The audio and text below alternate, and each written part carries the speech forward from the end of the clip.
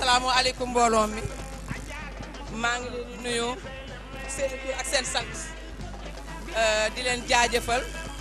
di kontaan ci bésu tey bii parce que vraiment tey bés bi l'histoire retiendra fii ci Ouest Foire parce que Ouest Foire nag nañu xam ne Ouest Foire dafa yaatu nañu xam ne Ouest Foire moo jur Yoff te Ouest Foire nag tubaarkàlla macha allah waaw fii ba Yoff a jur Ouest Foire damaa juum Yoff a jur Ouest Foire damaa kontaan Adja Fatou damaa kontaan wallaahi yombul c'est pas évident waaw c'est pas évident macha allah kontaan rek waaw Yoff a jur Ouest Foire te Ouest Foire yaatu na kon nag dañuy sant yàlla waaw di nuyu suñu kilifa yi fi ñëw di commencer ci nuyoo bi suñu jaraaf Mbaye Ngiraan nga xam ne dama ko tuddee l'infatigable parce que bu ñu dooree bés bi ba léegi tubaarkàlla macha allah mi ngi ak ñun guddi di proximité bëccëg di proximité takkusaan di proximité xaaju guddi di rendre ci bi këram 2 heures du matin ak 3 heures du matin grâce à président Macky Sall grâce à suñu maire grâce à suñu ministre waaw kenn mënul fay jaraaf dañ koy bàyyi ak yàlla dafa yor pusoom rek di ñëw jaraaf dafa yor pusoom rek di ñëw waaw di ñu jàppale commune bi parce que ku ne xam na Ouest Foire nu mu meloon Ouest Foire après kenn jiituwu ko fi woon mais Ouest Foire demoon na ba tasaaroo moom ak suñu kilifa muy Saltiga Mbeng ñoom ñaar dañ leen di bàyyi ak yàlla parce que ñoom suñu dëkkee Yoff bàyyi Yoff ba ñu dëkk bëgg a jàppale ay kilifa yi fi nekk nga xam ne ñoom lañu takkal ndombal tàkk ñoom ñu toogal ñu fi suñu ay chef coutumier ndax xëy na ndombal tàkk day jeex waaye chef coutumier du jeex parce que ñoom la fi seen ay maam bàyyi woon démba ak bërki démba ñu am ay ndombal tàkk tubaarkàlla macha allah yéen namu leen dara mën ngeen toog seen i kër ak seen i tànk di lekk ba suur di naan ba mànd nit ñi di leen dox seen waay ba seen i ay maam ñoo ko liggéey parce que yéen a dëkkal ñu kon nag ñu leen di gërëm jaraaf di wax président de la république président Macky Sall na jàppale jaraaf na jàppale Ndombaan Mbeng na jàppale Saltige parce que lii ñu fi liggéey yàgg nañ ko liggéey mais mësuñu ko am parce que nag politique dafa métti dañ daan politique di tasaaroo mësuñu am ñu dooleel ñu kilifa moo tax ñu tasaaroo woon mais ginnaaw yàlla tey suñu demee ba nekk benn bloc yàlla ak ñoom ñaar ñii la ñu leen ci sant parce que nag soo amul wéeruwaay da ngay yomba ba max tubaarkàlla macha allah parce que ñoom am nañ njariñ ci réew mi parce que ñoom defar rek moo leen tax a jóg nit ñi ngi leen ciy mere ci defar te defuñu dara lu dul defar parce que ñoom fu ñu toog lu ñuy wax mooy leen na booloo leen ngeen ànd ngeen liggéey parce que seul le travail paye ñu soxlawuñ ci dara soxlawuñu ministre soxlawuñu ndombal tànk lu ñu bëgg rek mooy kilifa yi fi nekk ci commune bi ñu am ndam ci président Macky bu ëllëgee le soir di 2019 si kattanu yàlla ñu gagné Yoff siggi Cité Nouvelle siggi loolu rek ngeen ci jubluwu leen ci dara lu dul loolu ngeen ciy ut kon nag ñun ñi ngeen doon àndal guddi ak bëccëg suñu jëlee parole il faut ma taxaw ci lu bëree bëri pour ñu xam lan moo leen tax a jóg te fu ngeen dem tam li ngeen di wax mooy Abdoulaye Diouf Sarr fi yàlla teg dañ ko nangul lool parce que yàlla mooy joxe cër muy ministre du maire ñu teg ci suñu ministre Abdoulaye Ndour moo yëngal gësëm parce que nag bu mu mettee gisuñu kenn moom moo ñu recevoir moo ñu dalal këram moo ñu jox ay moyens yu doy ne dem nañ ci terrain bi parce que terrain bi metti na ndax ñu dañu bàyyi ay jëkkër bàyyi ay doom depuis 2009 ñu ngi ci terrain bi kenn considéré wuñu kenn joxuñu suñu cër mais ñu def ko ngir président Macky Sall def ko ngir ñoom war nañoo gestu nag parce que dañoo ànd ak ay jigéen mouvement bi dafa yaatu mouvement bi dañ ko dooroon ci tuuti mu dem ba ëpp ñu loxo mouvement bi fi mu nekk nii wër na Sénégal ku ne xam na ko ndax yàlla jigéenu Cité Nouvelle yii ñu bëgg a jàppale leen ñu suqaliku te nag wax dëgg yàlla politique dafa metti nit ki suy politique di bàyyi këram di bàyyi añam di bàyyi reer di bàyyi ay jëkkëram war nga léeg-léeg même boo ko joxul dara nga gestu ko tel ko dalal ko di ko woo bu la wooyee nga wuyu dalal ko sa kër di waxtaan ak moom parce que nag terrain bi dafa metti te ñun ñoo nekk ci terrain bi ñun ñoo jàkkante lu ne ñun la ñuy saaga naan ñu nangam di ñu wax ñuy wax ay réalisation président Macky Sall waaw ku ëmb juróom-ñeenti weer boo demee fii sago ñu la opéré doo fay dërëm président Macky Sall moo ko fi def waaw tubaarkalla macha allah ku feebar mu indi couverture maladie universelle président Macky Sall moo fi indi ñoom ñu dox ci loolu rek di ko fesal rek yàquñu dara defar rek moo leen tax a jóg parce que wax ji wala ko gisee sa xam ne ma ko tibbee sama xol parce que ñii dañu ay góor moom ak demande mu dëkk fii Yoof la dëkk afano waaye Cité Nouvelle lay yeewoo moom njabootam mu bàyyi këram bàyyi njaboot bàyyi lépp mook jaraaf ànd ak ñun li ñuy ànd ak ñun li ñuy wax benn message la ñu am dañu bëgg nit ñi xam ne yéen caaxaanu leen kafu leen foowu leen utu leen dërëm bu ngeen def suñu poche bu defu ñu utu ñu lu ñuy def suñu poche dañu def pour cité pour gox bi yëpp képp ki nga xam ne amuloo doole bëgg pour liggéey ñu jàppale suñu dërëm ak suñu ñaar dërëm jox la gën loolu la ñu def ci lii loolu mooy initiative bi pour rek bu ëllëgee bu ñu leen jóg leen pour président Macky Sall ñu mën a jóg ndax nag nit ki nag soo ko joxul dara du mu bàyyi kër boo ko waxee ëllëg boo ko waxee dara du nangu te loolu dafa métti ndax amuñu ku ñu dooleel ñu jël na suñu dërëm ak suñu ñaar dërëm di ko def ci leket bii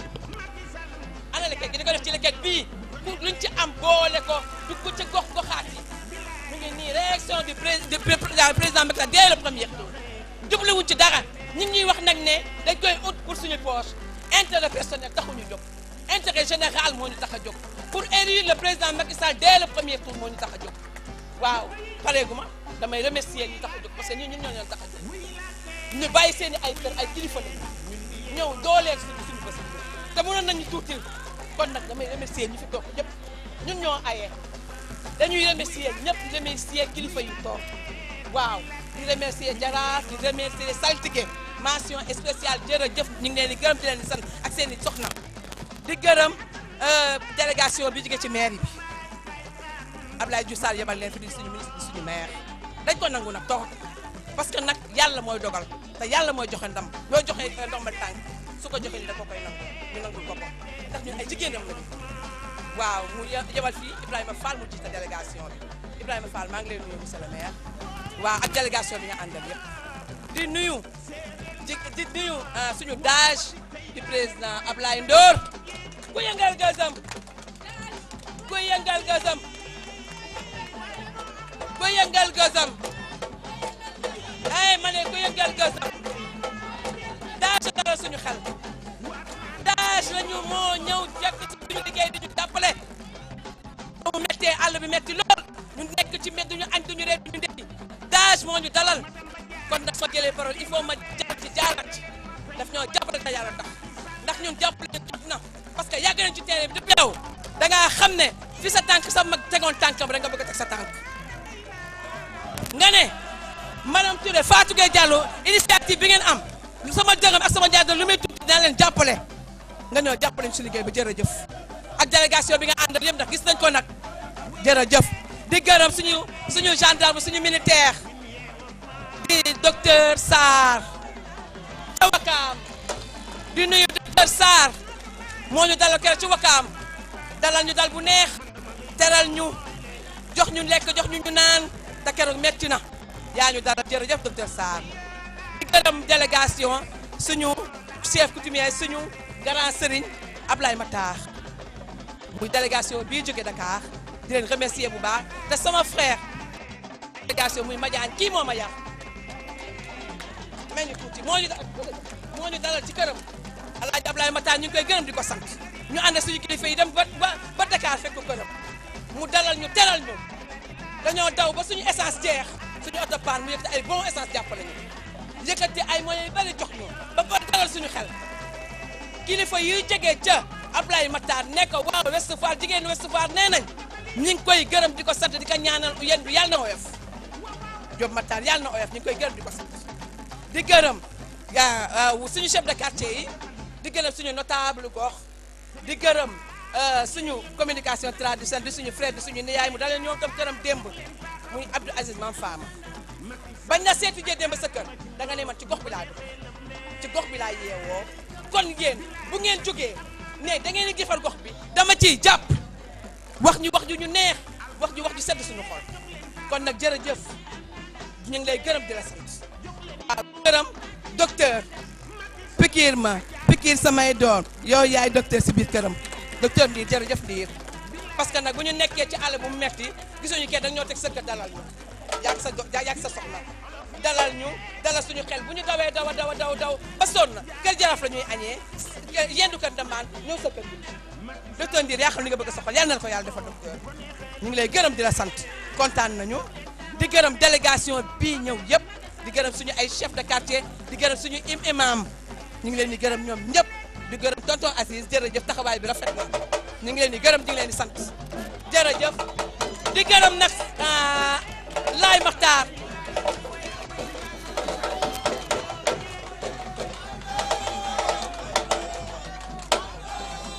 jërëjëf jërëjëf dafa guddi jërëjëf dafa guddi jërëjëf dafa guddi dafa guddi jërëjëf dafa guddi soxna Kumba Laay Maxtaar Laay Mamadou fi nga toog mënoon nga fay bañ a toog laay ndax tubaarkàlla macha allah sa maama ne woon géej gi randul ma dëkk nga dëkkal ñu ci tubaarkàlla macha allah soxna Kumba Laay yaa baax yaa ñu bëgg ñoo ñun bëgg goo ñu bëgg nañu waa Cité Nouvelle ñoo la bëgg soxna Kumba Laay lu Cité Nouvelle tëgg nga jóg te nag tey amoon nga ngant mu toog sa kër mais da nga bàyyi sa ittee bàyyi ñaan gi ñuy ñaanal sa yaay nga ñëw toogal fii Laay Maxtaar yaa xam li nga bëgg soxla yàlla na ko yàlla defal jërëjëf Laay soxna Kumba Laay dundal waay dundal ndax sang nga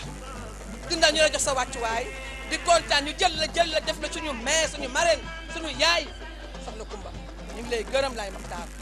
jërëjëf Laay yaa xam li nga bëgg a soxla yàlla na ko yàlla defal nga soutenir ñu jàppal dañu conseiller jërëjëf Laay di gërëm soxna Oumou si jërëjëf di suñu mag di suñu yaay si fii au niveau du Cité Nouvelle ñu lay nuyu jërëjëf sa waay gis nañ sa taxawaay jërëjëf di gërëm madame Fofana di gërëm suñu ay jeunes di gërëm seen jeune Ouest Foire jeune Ouest Foire yëpp ñu ngi leen di gërëm di gërëm jeune Nord Foire jël jeune Nord Foire teg yëpp tur ci gërëm gi di ko teg ci loxo Sadibou di ko gërëm di ko sant di gërëm suñuy dëkkandoo di sant suñuy xarit di gërëm ñëpp di gërëm suñuy chef de quartier ku lim juum ku ma limu rek damaa juum ku ma limu damaa juum di gërëm sama xarit sama doomu ndey Mariam Kanouté di gërëm Mariam de ndax Mariam man ak moom ñoo nekk ci terrain bi man ak moom guddi man ak moom bëccëg sayam sax di ci doon na ci bëgg a yëngatu ci lii Abdou Aziz yaay suñu seede waaw doyul de damay gërëm ñëpp waaw di gërëm Mariam di gërëm sama frère Abdou Aziz di gërëm journaliste yi ñu doon àndal boobu ba léegi fu ñu dem ñu ànd ak ñoom maa ngi gërëm ñëpp maa ngi sant ñëpp maa ngi gërëm délégation bi jóge yëpp jóge di gërëm ñëpp. mbokk yi asalaamualeykum ñi ngi yëkkati suñu kàddu jiitale ko nuyoo boo xam ne suñu kilifa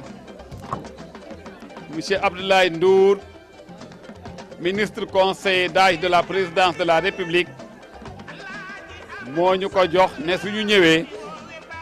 nañu ko teg ci loxo jaraaf mu joxal ñu ko mbooloo mi di ziyaare suñu sang bi fi newoon léegi muy Adja Kumba Laay di suñu xarit di suñu soppe di nuyu ñi ñu fi fekk délégation ministre Abdoulaye Diouf Sarr ministre maire ñuy ay citoyens yoo xam ne nous sommes sous sa responsabilité ñi ngi koy nuyu di ko sant di fab nuyoo bi di ko teg ci loxo Ibrahima Fall adjoint au maire ne ko ñi ngi koy jox nuyoowu doomu ndeyam xaritam collègue am Abdoulaye Ndour di nuyoo suñu xarit yi ñu fi fekk dëkk Ouest Foire responsable yi muy docteur Boli ak suñu xarit suñu doomu ndey Abdelkader Drabo ak waa këram yëpp ñi nga xam ne gis naa leen fi ñu ngi leen di indil seen nuyoo ministre délégué ministre d'âge de la présidence Abdoulaye Ndour di nuyu suñu xaritu bopp docteur Moustapha Ndir di suñu xaritu bopp di ko jiital suñu nuyoo ba pare door a indi sax nuyoo ki ñu yéen ndax suñu xaritu bopp la ñu ngi koy nuyu bu baax docteur di nuyu docteur Sarr ñu ngi lay door a xàmmeeku ko ñu ngi lay nuyu bu baax a baax di nuyu suñu frère bi ñu fi fekk Mbeng di nuyu ñi fi fekk ñëpp di wax ne Abdoulaye Ndour bi Adja Ndeye madame Touré ak ànd ak Adja Ndeye Fatou ñëw kër ga di ko wax affaire bi ba ñu ci tuddee ne élection président de la République Macky Sall au premier tour la ñu bëgg moom dafa takk ndigam ndax moom mission bi mu teg boppam mooy mission wu président de la République day wax ne man de dew ma fenn foo xam ne président joxuñu ma waxuma lenn loo xam ne waxuñu waxi président moo tax yaakaar naa ne bi ñu ñëwee ne ko président la ñuy def mu ne ñii man la ñuy dimbale ndax moom philosophie mooy képp koo xam ne yaa ngi jàppale président ab Macky Sall moom ngay jàppale ndax yaakaar naa wax na ko keroog jaraaf nee na leen nekk na ak Macky Sall noo xam ne wóor na yàlla ne su ma toogoon benn place yónniwu ma kenn taxaw ma fenn toog sama biir kër la mu cëroo dana ma ko cërale ndax noonu lañ dundee yàlla leen boole kon suñu ñëwee mu nekk responsable Fatick pendant plus de 30 ans nekk fa ak Macky Sall su doonoon xëccoo wala nekk ndombol tànk maire wala lenn moo ko fa tax a toog kon Fatick googa lay toog mais bi président ne ko déplacé wul ñëw jàppale ma Ndakaaru mooy sama priorité mu ne ko lépp lu ma bëggaloon sama bopp dama koy bàyyi topp li ma président digal ba mu ko defee yóbbaale na ay xaritam man mii fu ñuñ laa dëkkoon mu ne du ma dem bàyyi la fi ànd ak yow ñu bis ñu bàyyi lañ amoon yëpp ñun président Macky Sall moo ñu ñor kon ku taxaw ne da ngay fal président Macky Sall au premier tour en 2019 jàppale wuñu la suñu bopp la ñuy jàppale amuñu beneen ambition boo xam ne tey moo ñu taxaw suñu kanam lu dul président de la République au soir du 30 au 24 février mu jàll au premier tour amuñu leneen madame lii nga songu ak lii ngeen song yéen waa Ouest Foire ñun ngeen di jàppale danañ leen wan ne ñun ngeen di jàppale fu ngeen taxaw danañ fa taxaw lu ngeen dugg ñu dugg ca lu ngeen dagg lu ngeen ŋànk ñu dagg ko ñun loolu lañ xam ndax Macky Sall la ñu am amuñu keneen fu ñu joxe ñu tegu fu mu xalaat ñu tegu ñun loolu lañ am kon looloo ñu fi tax a toog ñun looloo ñu fi indi kon boog nga xam na seen xel dal xam ne Abdoulaye Ndour mi ngi seen wet tant que yéen a ngi jiital intérêt wu Macky Sall ñun loolu mooy suñu place donc ñu ngi leen di gërëm jaraaf lañ leen waxoon keroog déggante nañ ko alhamdulilahi rabbil alamin ñi ngi fab nuyoo yi gën a sell di ko renouveler ci suñu maire Abdoulaye Diouf Sarr di ko wax ne ko la mission que nous nous sommes fixés c'est la réélection du président Macky Sall au premier tour comme ces braves dames qui ont sillonné toutes les nuits di dox n'importe quelle heure pour loolu am donc nous sommes dans cette ligne et nous marcherons sur ce chemin avec tout ce que cela comportera comme risque avec tout ce que cela comportera comme haut et bas nous marcherons sur ce chemin donc ñi ngi ci dëkk bi di liggéeyal président Macky Sall guddi bëccëg ci loolu la ñu nekk madame na seen xel dal danañ leen taxawu danañ leen jàppale ci mission boobu yaakaar leen ci loolu ndax it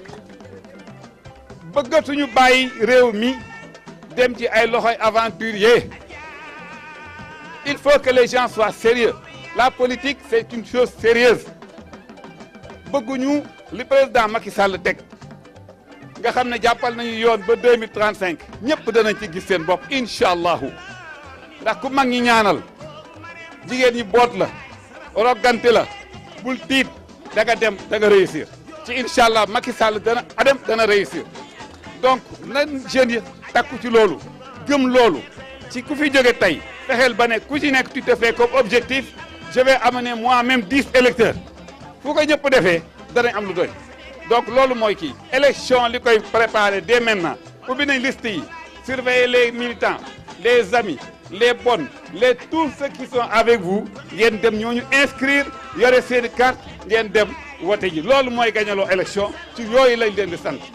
donc li ci des nag c'est un débat puéril qui ne nous intéresse pas tel ministre mooy jiite élection yi telle personnalité ku mën a doon ñun suñu yoon nekku ci nañu takku suñu digg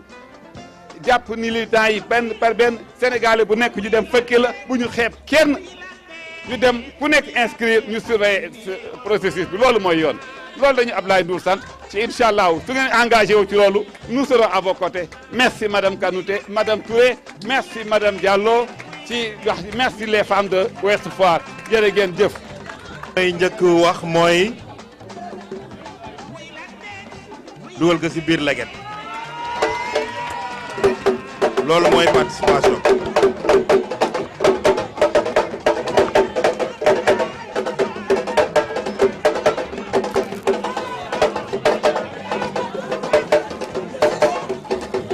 jërëjëf jërëjëf jërëjëf merci beaucoup jërëjëf mooy participation ministre di nuyu donc man aussi nekkoon na sama xarit donc ñoo ngi lay nuyu bu baax di feddali colérique professeur ñoo ngi lay nuyu yàgg am naa ànd bi yàgg na te li ñuy wax rek ànd bu yàgg dëgg moo ko la di nuyu ñëpp docteur maa ngi lay nuyuwaat encore moom ci délégation bi la bokk mais maa ngi koy nuyu di koy jox wàccuwaayam di nuyu ñëpp dafa naa ni wax ji moom benn rek la mooy monsieur le ministre nee na bëgg na parce que kaddu yu fi jóg yëpp mooy kaddu yi nga xamee ni nit ñëpp d'accord nañu ci lenn mooy fii ci Ndakaaru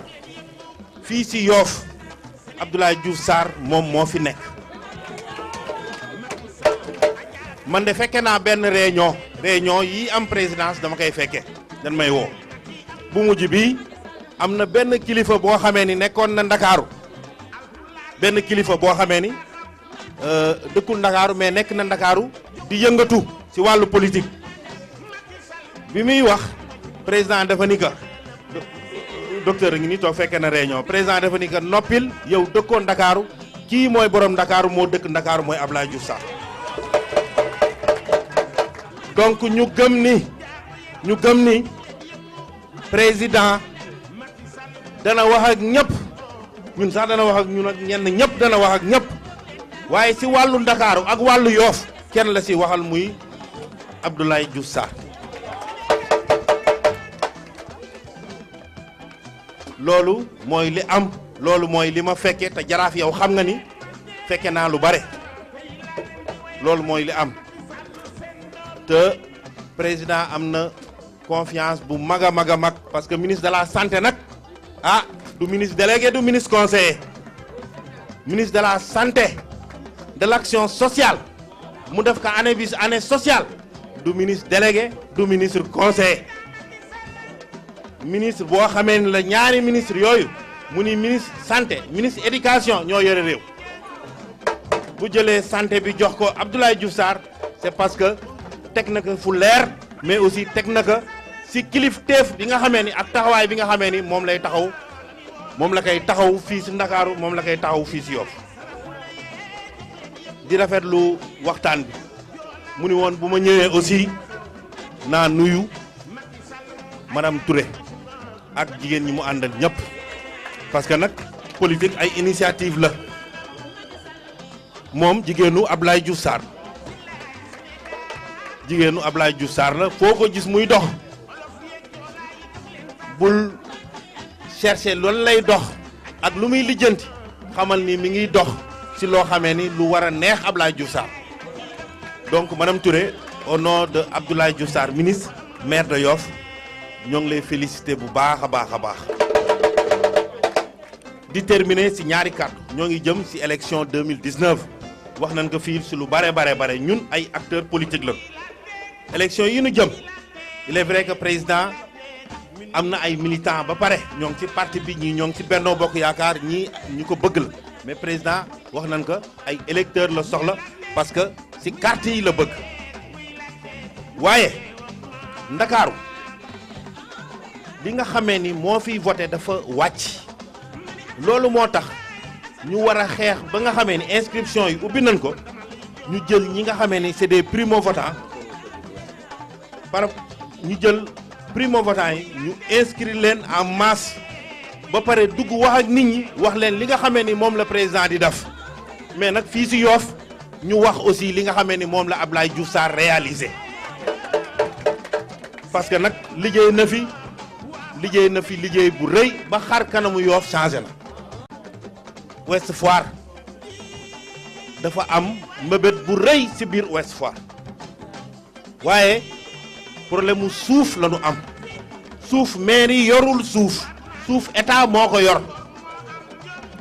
ñu am ay projet yu bare yoo xamee ni soit mi ngi ci budget bi walla moom mën na ko jëli indi ko waaye ñu am problème mu suuf heureusement président Macky Sall jàppale ko ba ñu démarrer le projet de restructuration de Ouest Foire projet boobu bu terminer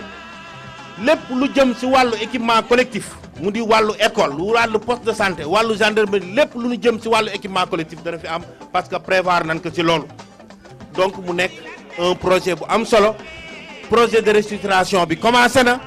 bu demee ba jeexal ñu gis équipement yi soog a ñëw waaye fii boo indee école foo koy dugal boo indee poste de santé foo koy dugal donc ñu bëgg def restructuration ba jënne espace yi ba mu yaatu ñu soog a dugal équipement collectif yooyu donc wax ji daal benn la rek mooy ñoo ngi jëm ci 2019 ñun ñëpp nañu boole suñu doole nekk say derrière Abdoulaye Diouf Sarr gagner les élections présidentielles dès le premier tour loolu la ma waxoon bu ma ñëwee naa ko wax di gërëm jigéen ñi parce que jigéen ñi nag jàmbaar la nu ci lii di gërëm ndaw yi parce que ndaw yi aussi am nañ ci taxawaay bu baax a baax di nuyu ñi fi toog ñëpp bu ma fàttee aussi maa ngi nuyu ñi fi toog ñëpp délégation yi fi toog yëpp professeur sama xarit la moom sama xarit la nit ku baax la moo tax nuyu naa ko léegi parce que Abdoulaye Diouf Sarr ci boppam moo nu ko présenté ñu ànd ci lu bari di liggéey yow jaraaf aussi ñoo ngi lay nuyu di nuyu tëggkat yi troupe yi waykat yi ñoo ngi leen nuyu yéen ñëpp parce que nag yéen a yore animation barakaatu nee na moo ngi